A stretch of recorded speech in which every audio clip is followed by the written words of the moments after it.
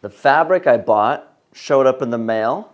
Yay me. So now I can start making the final versions of these band collar shirts I've been practicing for the last few weeks. I ended up getting a cotton poplin fabric, so 97% cotton, 3% stretchy stuff.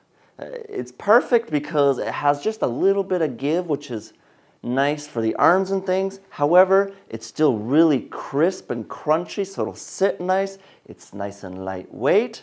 But that elastic, that's going to present some sewing challenges. We'll get into it.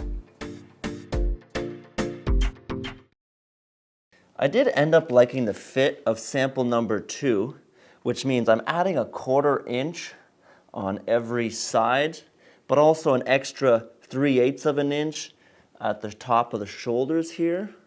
It's gonna be a little hard to see what I'm drawing here, but I'm doing this so it doesn't stain my fabric. Now I do really like adding in the placket with the front of the shirt here, so what did I do? I did it 1 3/4, right? Yeah, so draw that in.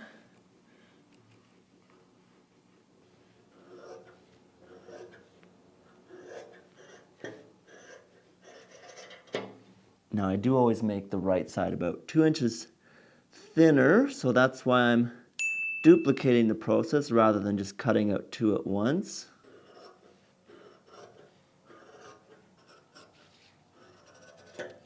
And then this is the bottom half of the front of the shirt, which I'm just doing as one whole solid panel. Now I am making 2 shirts at the same time, which means I have to duplicate my front panels again. However, I want to make the 2 of them different. So with this second one, I'm going to make the placket run all the way down, just like a traditional button-up shirt.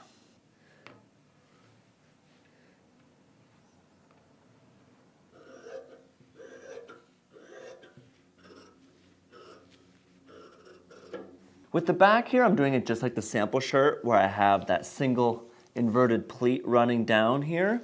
However, what I consider my true innovation is rather than marking up my fabric, I'm using pins to indicate my line so I can perfectly align my pattern. Align it with my far set of needles here. And so basically by adding in this extra here, I add in enough for the pleat that I can fold in later. And now finally, I align with the middle set of pins here to draw the bottom half of the shirt. And so then I have to taper things in to remove right in this area the extra that I added for the pleat. So that's what this extreme taper is for. And then one final modification I want to make is rather than just adding 2 inches at the bottom for the back, I'm going to make it 3. So that way it just hangs down a little bit further in the back. It's minor, but you know, it's these little details I think that make all the difference between good and great. Plus, you know, you get a little extra fabric to fold over the tuchus, you know. Good news, both these back panels are exactly the same, which means if I fold the fabric in half, I can cut both at the same time.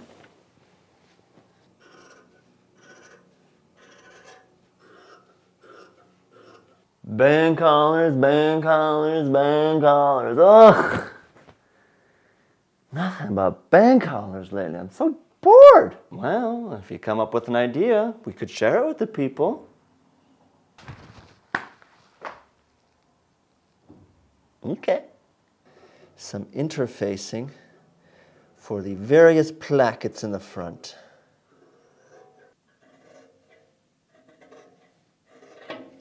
Getting that interfacing down. Is this on? Nope, that's cold. So let me get that down on the shirt. Fold over the edge here. Fold Number 2, and press. And now repeat this process, but with the full-length placket. Whew! Every time.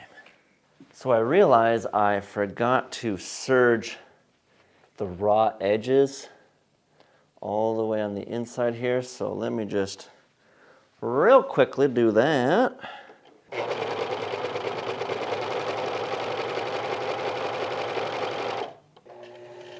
I'm going to run a stitch along just to make sure it stays nicely in place. There we go, nice, clean, and pristine, and still no seam on the outside. With the half placket shirt, I now have to get these 2 panels attached to the bottom piece.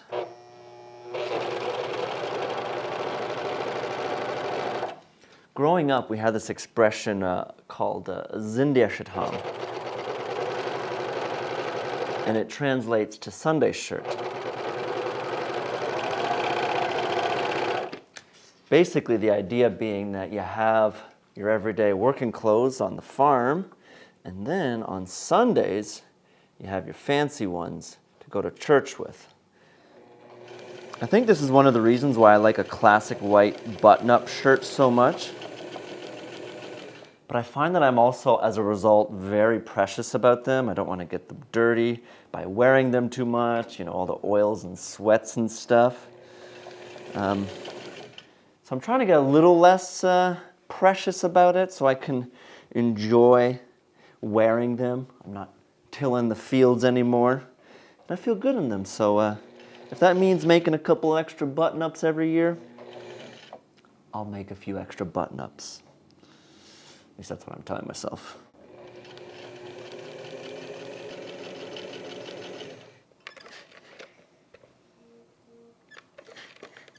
Finally, a little zigzag stitch right where the placket meets this seam, just to add a little bit of strength. I'm doing the shoulders for both of these shirts now.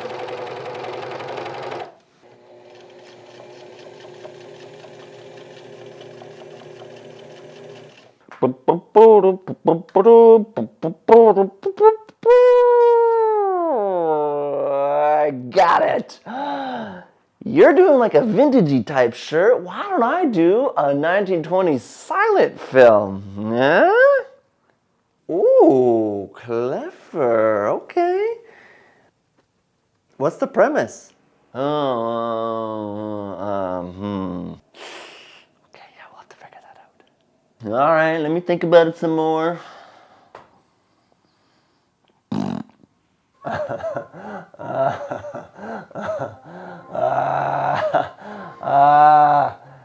The reason for doing this pleat in the back here last is so this way if I need to fiddle a little bit with the measurement of the neck to get it just right, I can add it or take it out of this pleat size here. Walk it out to make sure my neck hole is the exact right size. On the money. With button-up number 2 here, though, I do have to add a little bit more into the pleat just to scale down the neck size a touch. Now run the stitch for the pleat up the back here. Iron this pleat into place.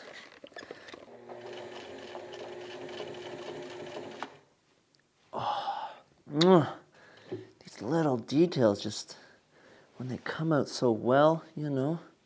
Moving on to the collar. I'm going to need 4 of these.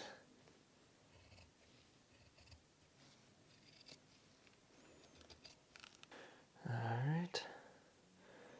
Next one.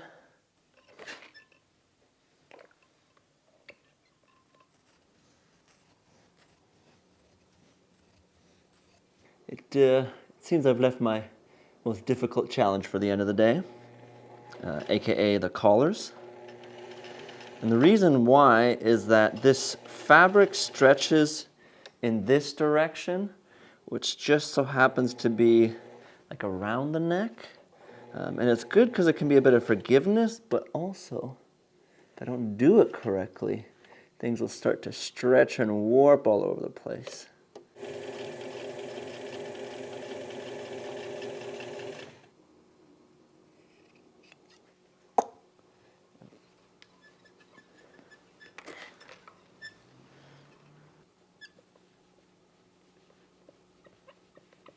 I know I said earlier that this is where things get scary, but this is where things get even scarier. Making sure it fits, and then wrap it all the way around. Okay, now, where's the center? Right here. Slow and steady. I'm attaching the collar on one side to the outside of the body.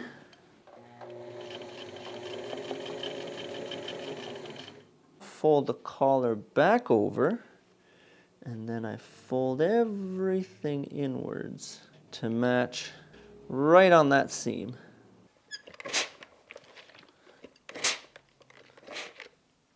And now finally, I can go ahead and top stitch that down.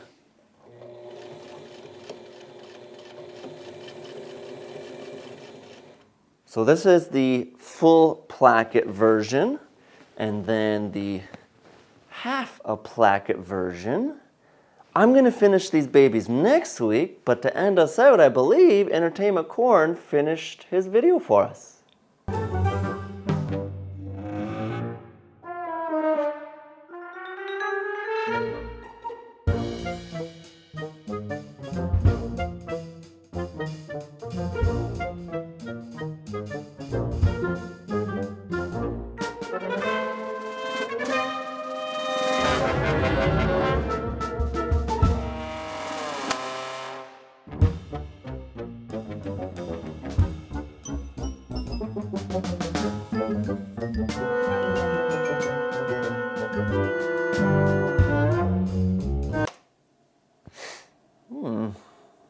Ouch.